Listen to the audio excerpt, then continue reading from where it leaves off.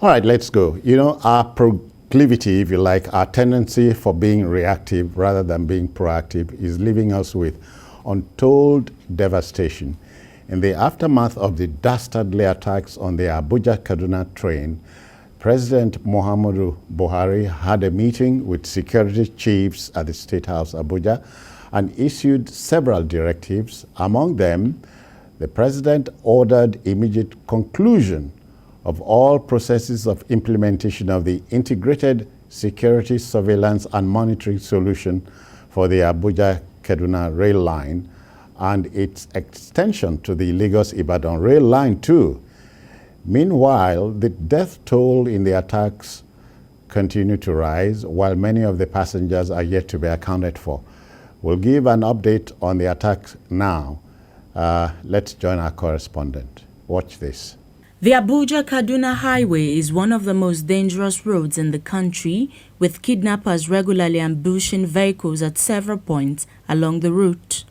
Over the last few years, this had pushed many to avoid the 150-kilometer journey by road, opting to go by train, since that mode of transportation kicked off in 2016.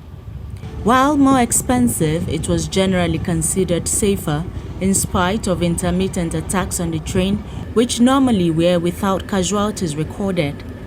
This is the second time the train between the nation's capital to Kaduna has been targeted in the last 6 months. The Monday night attack was the most devastating of such attacks on the Kaduna-Abuja route. It was the last train scheduled for the day, and the attack on it by bandits left 8 dead, with 41 receiving treatment in hospital and several others missing. TVC had exclusive access to the affected coaches, and we met a gory sight. Passengers' belongings were scattered all over, with thick blood stains around the compartments and bullet holes on its walls.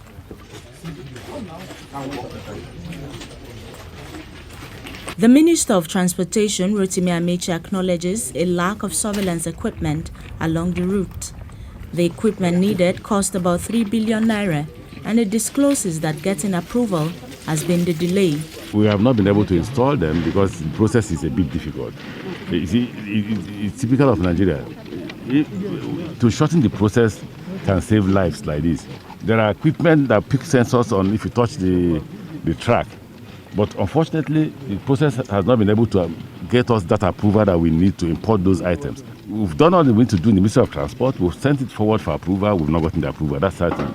11 coaches, 7 economy, and 3 business class were affected. Uncertainty, fear, pain, and disappointment best describe the feelings of family members and friends of those who boarded the ill-fated train.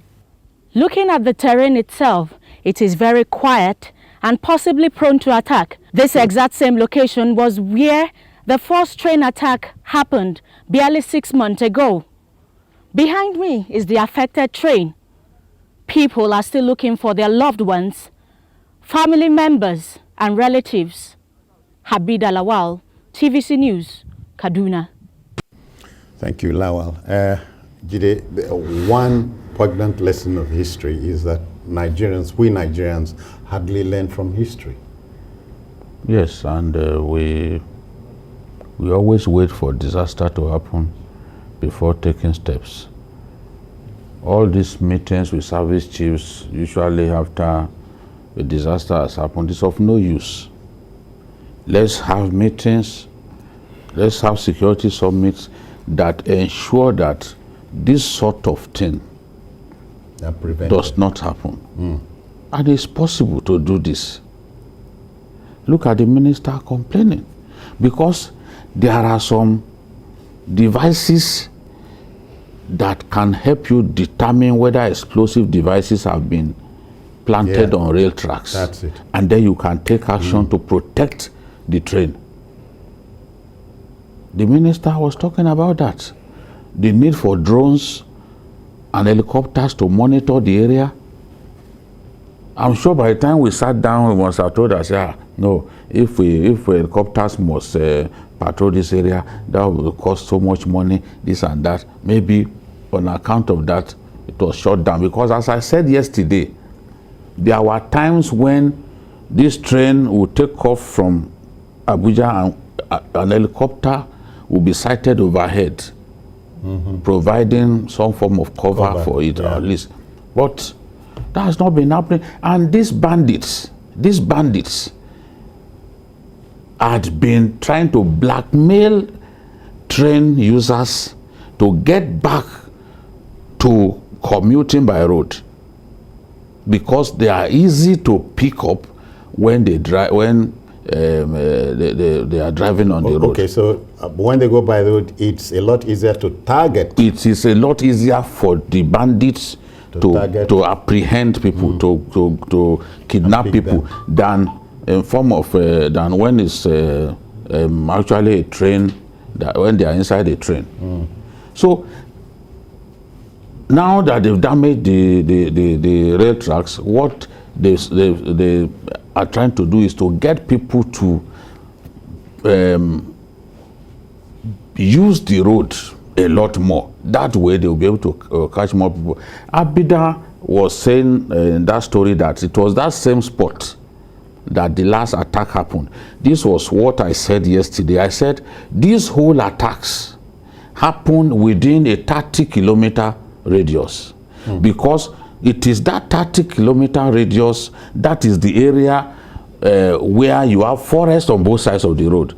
Other areas are bare, so they do not, that foliage, that protection, that cover that a forest offers to bandits, you do not see it in every part of that highway. So it is that Rejana, Katari, and the other place, I can't remember the third town, but that radius, that axis is where this thing happens. So are we saying we cannot protect an area of just 30 kilometers? It's a matter of big shame that an area of 30 kilometers we can't protect, because on that road every attack is happening within that 30-kilometer radius. Whether it is armed robbery on that road, whether it is abduction of bus passengers, it is along that same Katari, Rijana, and Al-Kibu, or what's the place called? That's where it happens. So looking at this, very preventable, very preventable. That perhaps is if we took protecting people more seriously, this sort of things won't be happening. And even the minister, who is one of the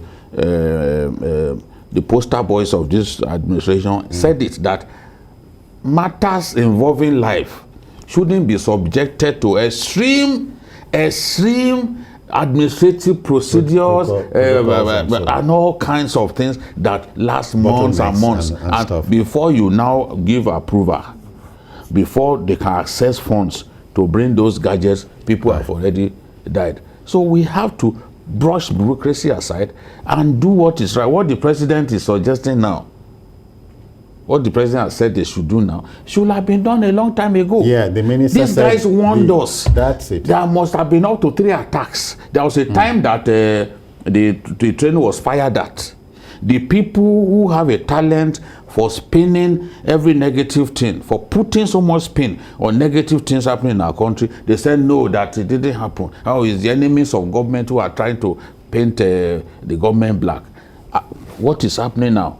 A friend of mine based in Kaduna, his mom was coming from the US. The mom almost 90 years. On the day that we were having my birthday, where you and I sat, he kept calling that, look, do you have any information about this train issue? That my mom is there. We can't reach her. We spoke last night, you know, and he said, look, up till now, they can't even talk to the old woman. Nobody is happy, especially when lives are lost like this. The case of the young medical doctor who was billed to travel on Friday haunts me, and I'm saying history is an early is an is a vast early warning system. We've been through this before. It's so sad, and it's so sad. Everybody's grieving, and for me, it's almost like we are used to mourning and moving on. And that is what we are seeing now. When things like this happen, the president comes out to talk. When they have time, they observe a minute silence for the dead. And before you know it, something else happened again. After all, even after this one, we learned that another attack happened. Took place. Yeah. Which means that whatever the president might have said, whatever warning he might have given, is no, we cannot say that is working for now. But I think this problem has also brought to fore an issue in our polity that we need to focus on. We've been talking about people-centered policies. You see, if you have a people-centered policy... Sorry, that's the doctor I talked about. Yeah, as a matter of fact, another 29-year-old lawyer was also killed in that attack. She was also killed. It was reported today. You have. I was asking myself, what do you want this lady to do, or these ladies to do that they have not done for themselves? These are people that have worked so hard to become doctors, to become lawyers in Nigeria, in spite of all the complexities in our educational system. And now look at where they have ended. Why? Just because a government failed to provide protection, security. When we can make use of 21st century technology, we've been talking about these things a lot. We are not reinventing anything. We are not even asking Nigeria to go and develop anything. All the things that we need to secure ourselves in this regard is already available. Now, do you think that this train will move in any developed country without monitoring gadgets, without proper sensors, without cameras? Do you think it will happen? Yes, the minister. The minister is talking about making requests for something that is not granted. Look, I will tell the minister that if we have people-oriented programs, none of those trains will move and niche in the first instance without those gadgets being installed in the first instance. If we have already developed ourselves to the point that we see our people first, but inside of us, we look at infrastructure first. We look at the rail system. We look at locomotives. The most important thing that we should put value on, safety. People, we put them at the background, and that is what we have seen now. Now we are going to spend over 3 billion naira That's what the to repair the tracks, to repair the locomotives, and we are still going to now spend the 3 billion naira, more than 3 billion now, because as of the time it was 3 billion, exchange rate was 400 naira to $1. Now it is no longer that same. So we are spending more. What are we doing to ourselves? Okay. Chidi, earlier on today, I saw a train, Japan, traveling at 400 kilometers per hour.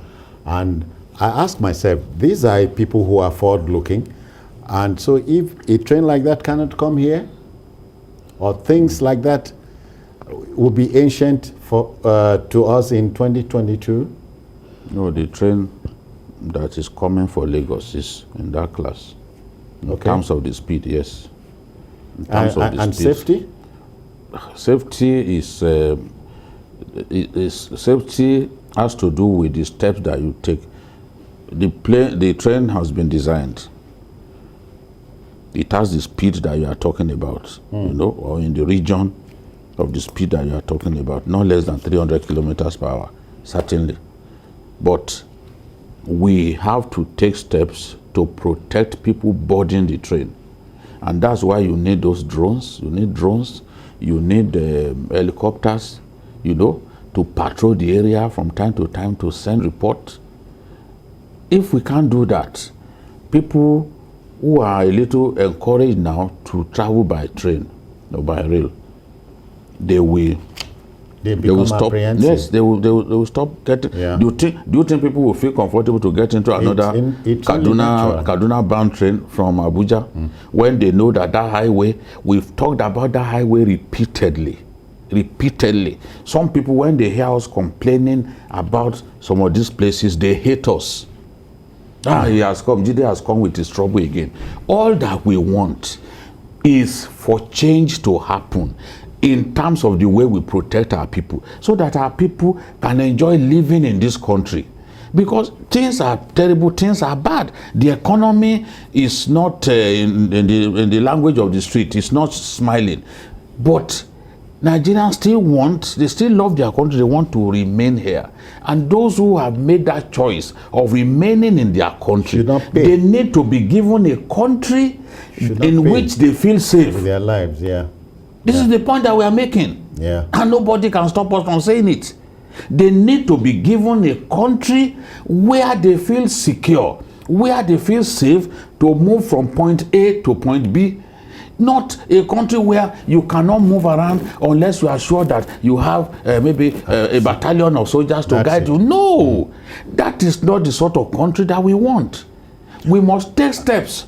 I heard of a state that decided to buy drones to monitor their forests and deal decisively with bandits who are always roaming this forest and kidnapping bus passengers. And they were told that, look, you must take permission from the Office of the National Security Advisor. So in our own kind of federation, states can't even buy drones on their own to protect their areas, to protect their states. And when governors complain that, oh, these attacks have happened, people will be abusing them, that they can't look inwards to protect their states. And many would say they collect millions in security votes. So what are they doing with the votes? Those people are ignorant, extremely ignorant people when they talk like that. State governments are equipping the police. They are spending money on the police more than the federal government. Yeah. In one day here in Lagos, Baba Jide Sanwo-Olu, my namesake, provided equipment in excess of 1 billion naira. We were all here. The governor before him even bought helicopter for the police. He bought boats, speed boats, and all. What are they talking about? Governors are spending billions equipping Nigerian security forces. Even the army can't claim that the governors have not been spending money on them. Sometimes they even pay them allowances. So when they were cheap talk, oh, they are taking security vote. Do you know how much they spend on the police? All right. We are joined now, Jide, by Ido. Ido is in Kaduna. We greet you, Ido. Good evening. Ido, are you there? Ido. Okay, better luck next time.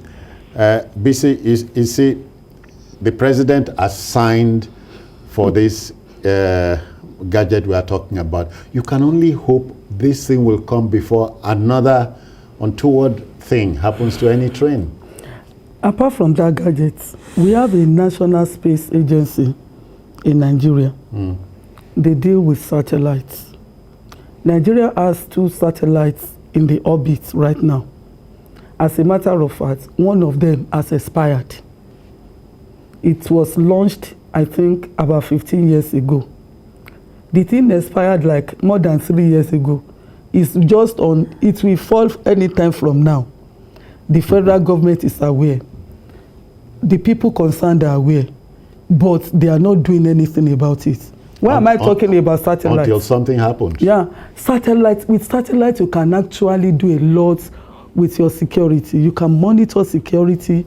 You can prevent a lot of things. For example, Nigeria is supposed to have up to like 20-30 satellites in the orbit to monitor our space, to monitor our system, to know where things are happening. But they are not doing so.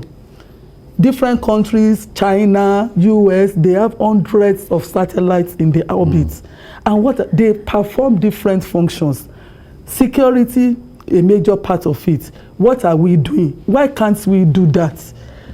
Because there is a limit to what human beings can do. We have Ibrahim. He has joined us from Lagos here. Ibrahim, good evening to you. Good evening. Yeah, welcome. Yes, I've listened to Babajide speak, but I have a question. He was talking about drones and helicopters. My take is are these things sustainable?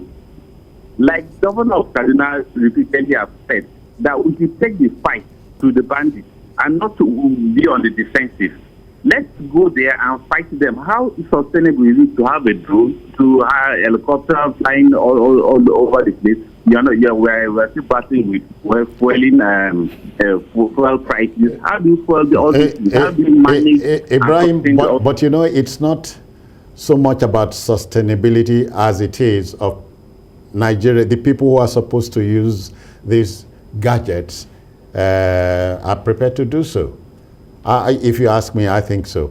As we make to take the matter of Lagos Kaduna train disaster home, Jide, my wish, I can only wish that we'll do the needful, because miracles come when you work. When you work, you expect miracles. We have just discussed now, if the gadgets are deployed, yes, the bandits will know they are being watched. And so they are... It is because they know they will get away with this kind of attacks that that's why they are carrying them out. Where you deny them the room to operate, you will see that they won't operate. Look at the Northeast, for example. I was there in December and I reported that there is progress, tremendous progress. How many times are you hearing that bandits attack an army base now? In the past, they were doing it regularly. Some will happen, the army will deny that, but some of us will know that they are deceiving themselves. You know? But these days, such things, you can't even report such things, because those guys have been terribly degraded. Those attacks are now very rare. When you work hard, you attain your goal. So deny them that whole area, 30-kilometer area, for God's sake, we can't protect. If we descend on that area, I'm telling you, those boys will flee. They will be operating elsewhere. They will run away. BC, you know, we have been discussing copiously about intelligence gathering on this platform, and intelligence is what you need at a time like this. And cooperation among interagencies and so on. Take, for example, the case of Giwa local government in Kaduna State, which is also notorious for bandits attack, for example. You can see from what is happening in that place that even the citizens themselves, they are at alert. They can report to the security forces when these people are gathering together, when they want to attack them and all of that. Even though they do that, they still end up being attacked at the end of the day. But at least the citizens are doing their own. So probably the security forces there, I'm sure they will have their own challenges also, maybe in terms of manpower, in terms of weapons and all of that. Because the one that happened yesterday, they came after the attack had happened, and they helped the people to look for the people that died. They helped them to look for 23 people out of 24 people that were killed. And that same local government has been attacked more than 4 times within 1 week. So you know that, you know these areas, and we can really do more about securing these notorious places than what we are probably doing now. If we invest in information and intelligence gathering technology. Must know that the telltale trail of blood and tears left by Boko Haram should constitute a warning to our authorities, because society must be preserved. That's what democracy means. Okay, to our next story.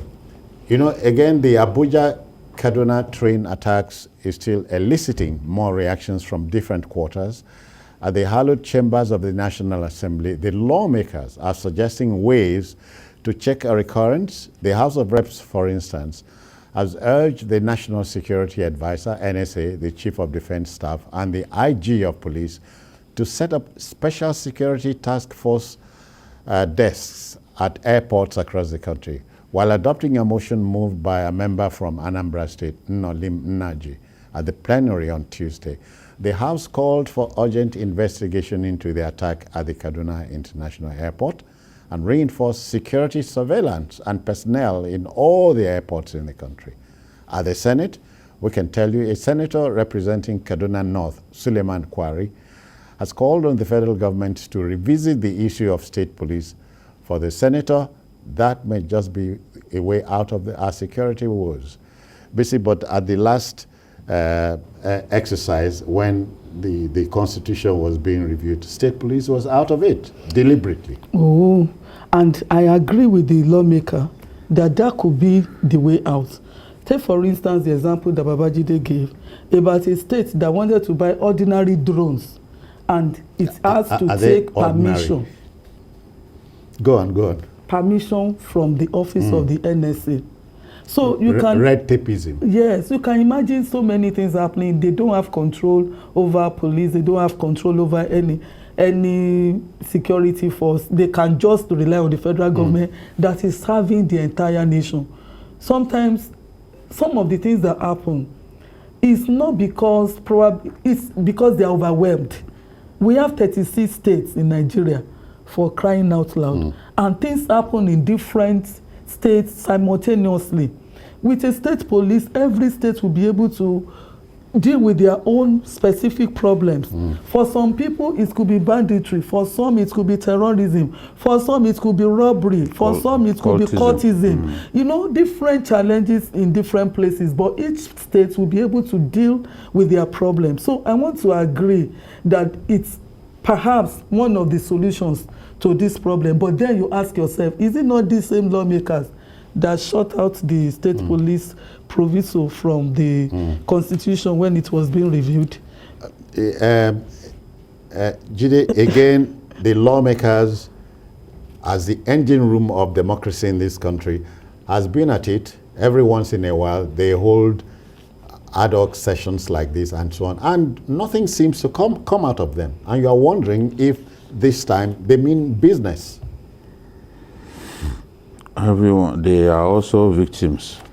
We've seen lawmakers fall victim of bandits. One was even killed. One Zamfara lawmaker was killed the other day.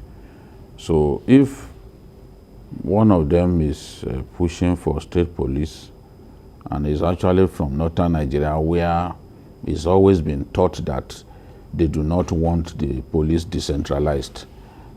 But given what we are facing now, I think it makes sense to revisit that issue. Governor Masari, when we interviewed him the other day, he also said he does not see anything wrong about that. The governor of Kaduna State also said Nigeria has reached that point when you can say that, look, state policing is inevitable. In the US, even universities have police of their own. They have their own policing system. At the level of counties, what they call the county police. At the level of counties, they have police. That's local government. Yes, the county is like the equivalent of local government here. At state level, you have police. New York police, for example. You know, so the bigger we get, the more visible the contradictions inherent in a centralized policing structure. So we are wasting our time. This is a solution that we have to look at. And the way it is, these politicians may dilly-dally. When it's time is really upon us, this state police thing will happen. As we are seeing, the other day, Governor Massari said the people should arm themselves against bandits. He also said that they were training internal security outfit of their own. What is the meaning of that? So in the far north, they are already training their own internal security outfit. Is that not a euphemism for state police? That's state police. You train them, get them trained, harm them. If you can harm them, look, the reason those boys, Ensa Kai, or vigilante as they are called, the reason they can't confront bandits is just that the bandits are better armed. They don't have juju, even up to the vigilance guys, but they are better armed. They have GPMG, they have RPG and all that. Those hapless vigilante, they don't have all of that. So they don't constitute any threat to the bandits. Now we must take the step to allow states to have policing system of their own. That will take us there. I can tell you that in Ondo State, for example, and even Osun State, those two states, I am impressed at the performance of Amotekun in those areas. But if we didn't try Amotekun, we wouldn't. The equivalent of the Amotekun is what you are saying. The Amotekun is another form of state internal police. Okay. But because we didn't want to breach our constitution, which says there shall be only one police, which is the Nigerian police, we now said, okay, let's have Amotekun that will complement the police, but they do not have the power of prosecution. They can arrest, and then they hand over to the police, who will then prosecute. So, but we have to start from somewhere. The success that Amotekun has recorded in Ondo State and Osun. Look at even the rate of kidnapping has gone down in those places. So those successes should tell us that, look, if we look inwards, build something like state police and all that, our states will be better secure. That is my view. It takes a lot of heat over an overburdened police force. Yes. Yeah. And they can do joint drills. They can do joint drills. They can work together. Once they understand one another, they work together, and no particular unit or outfit thinks that is superior and all that, or the Amotekun stays within its limit, there won't be friction, and they will work together, and at the end of the day, we will have a better, a much more secure state or nation. All right, Bayo is joining us from Kaduna this evening. And so we say good evening to you, Bayo. Welcome. Pius, P-I-U-S. Oh, good evening, Babajide. Good evening, Pius. Good evening. I greet you all. From Kaduna. It's quite disheartening what happened day before yesterday at Abuja Kaduna track. It's quite disheartening. Yesterday I was there in 44. I saw what happened. Because one of my brother was part of that train, and he was attacked. And he told me all what happened there. So I would like to urge the security personnel, the federal government and state government, Kaduna state government and the federal government should do the needful. There are a lot of people that are trying to help, more especially the hunters. I think their base is there now in the National Assembly. If they cannot give the state police, they should send the hunters. The hunters can help. They are not deterring in these bushes, so they can enter the bushes and smoke the people. All right, Brother Pius. That is what we should do. Thank you very kindly. Thank you very, very kindly. BC, these are interesting times in our country. And as the white man would say, every hand or all hands should be on deck. I think the federal authorities will have no choice at this point in time to look back at those things it frowned at, state police and so on and so on.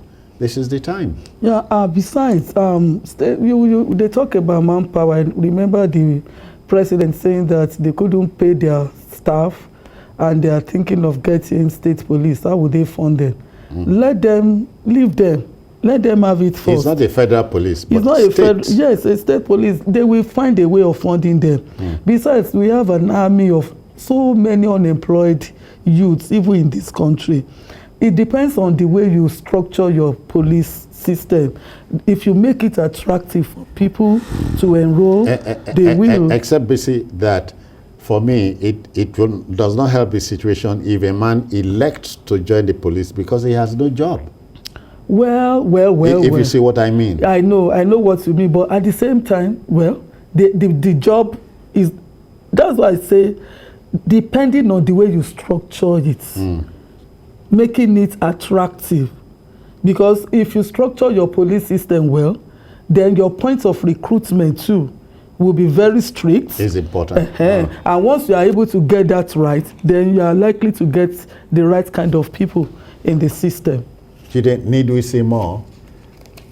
I can only hope and pray that that day comes when my country will be much more secure than it is currently. It's really agonizing to watch people die every day the way they are dying. It's no longer, these days, 100 people will die in our country, and it is not even banner headline in newspapers. Banner headline, 120 points.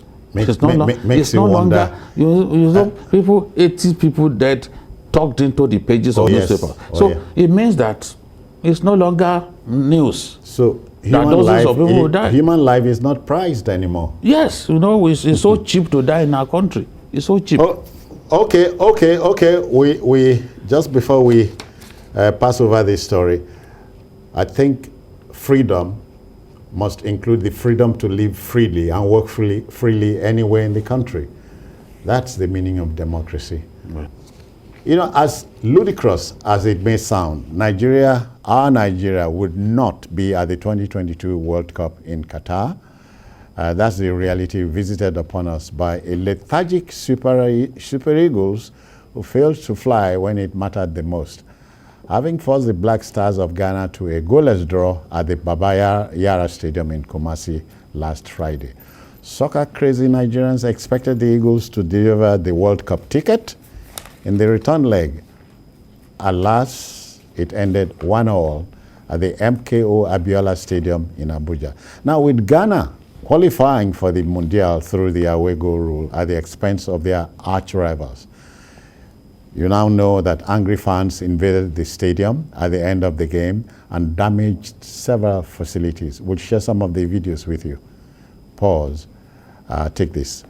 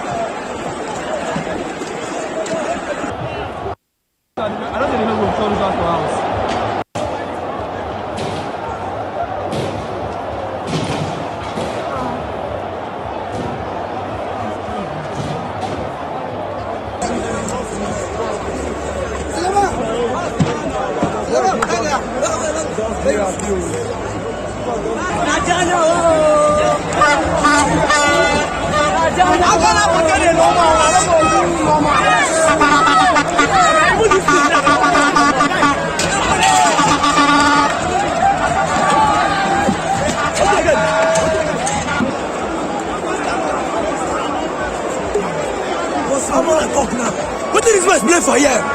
They don't play anything, no. They don't play anything. They don't play anything. Basket. They don't basket. They don't win Nigeria. They don't Ghana. They don't win Ghana. Which better player when they get here? When they go play with us, they go play with us. It's not about whining or complaining. Think of something positive that you can say, that you need. Okay, silent. Think about it. Okay. What if you was... All right then, pictures don't lie, and that's what we came back with from the MKO Abiola Stadium in Abuja. Now, for many Nigerians, the result has been long in coming due to the manner in which football is being run in our country. Okay, but days before the match, President of the Nigerian Football Federation, Amaju Pinnick, retorted when journalists asked him a question on possibility of Nigeria not making it to the World Cup. Hear what he said. I don't want to tell you whether I'm a pessimist or a realist or an optimist. I don't want to answer that question because I cannot imagine it. No, that's the truth. I cannot. Listen, there are some things you cannot imagine. You know, can you just wake up and imagine that your house will burn down? No, you can't imagine it. So there are some questions to me, even you as a journalist, but importantly, you're a Nigerian. Pessimism is when you are thinking you'll fail. You know, I'm not in that school. I'm fixated for success. And I'm working. Listen, I'm going for a funeral service tomorrow. From there, I've told the plane to take me to Takoradi. I want to go and see the venue. I want to go and see what is going on. Do you understand? I'm not a fool. I won't be risking. I'm not asking NFF to give me money for those journeys. But because I know the importance of this. Listen, do you know the relationship, the bilateral relationship that we have with Qatar? As a government, then Nigeria will not be in Qatar. It's not. Just think about it. You want to see Buhari in Qatar, and he will gladly come to Qatar. So I'm telling you that it's not what we want to think about, you know. So please, next time when you're asking people that question, don't ask that question. Okay, that was the man in charge of football administration in Nigeria, Amaju Pinnick, President, Nigerian Football Federation. Well, we are joined now by the sportsman, Mian Akiri. Mian, good evening to you.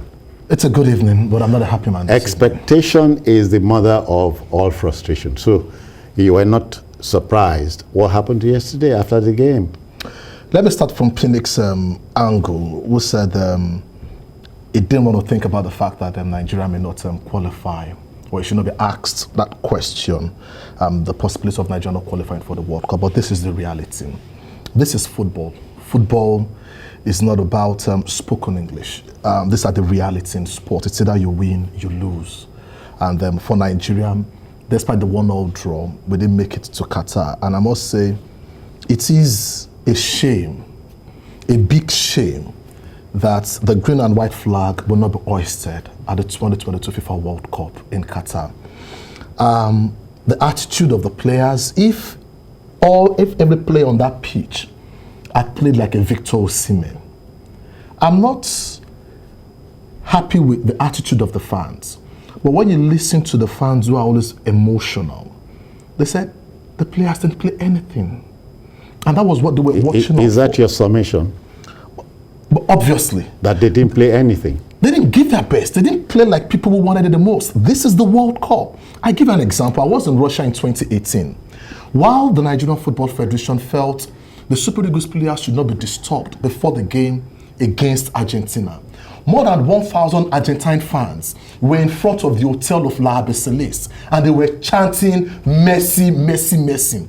They knew how important that match was to them. When the players entered their bus and they were on their way to the stadium, you could see that none of them could sit. They were all standing, and they were singing.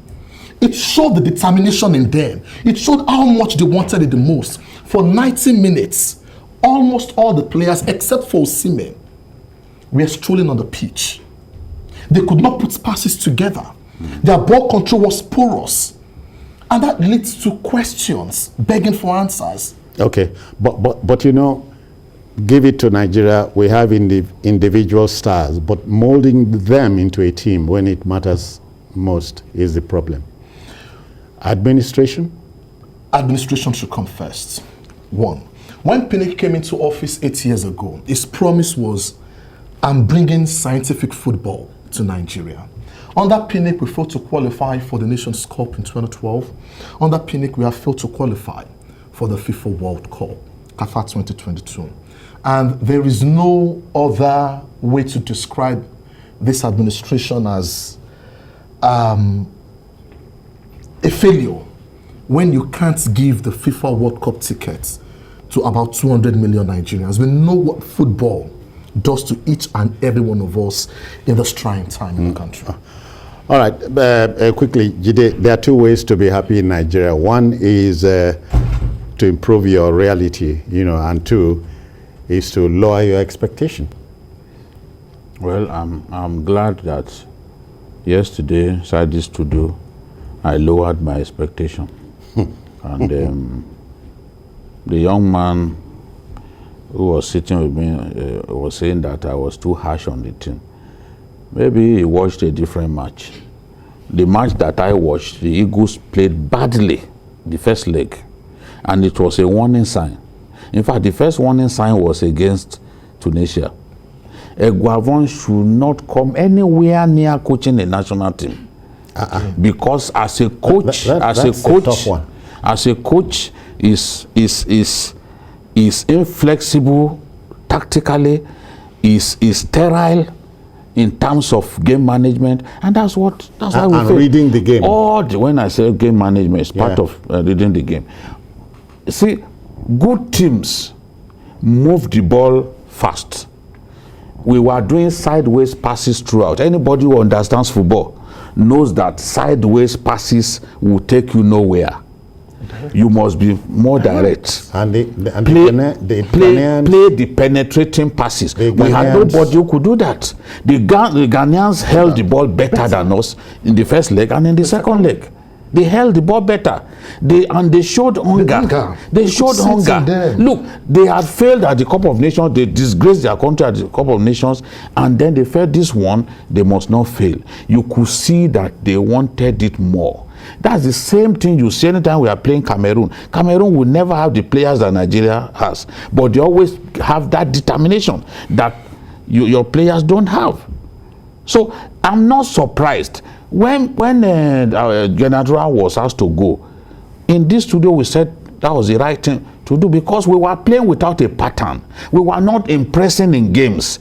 Those were warning signs. Anyone who will sit down in the sports studio and be praising the Eagles with the kind of games that they were playing, that person is just being emotional for nothing. It takes you nowhere. Now we've seen it, we can't go to Qatar.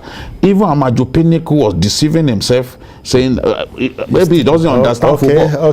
We are not going. That's the thing. It disappointed their nation. Look at fans who are given 500 pounds. 500 pounds were given free tickets. By Ronsewe, the line of got free ticket, and the support yesterday was tremendous. Massive. Tremendous. Massive. Yet the fans had nothing to cheer at the end of the match. Cameroon went away. We must go. I'm sorry. We must go. So the fact is there. If you expected nothing from the Eagles, you should not be frustrated anymore. The lesson is for tomorrow. That will just about do it on Journalist Hangout today. There's another one tomorrow from 5. You may watch a repeat broadcast of this episode tonight at 11. Join us on Sunday from 1:30 to 3:30 for an expanded show. We're also on YouTube at youtube.com/TVC News Nigeria. I am Citizen Jones Hussein. Bye-bye now.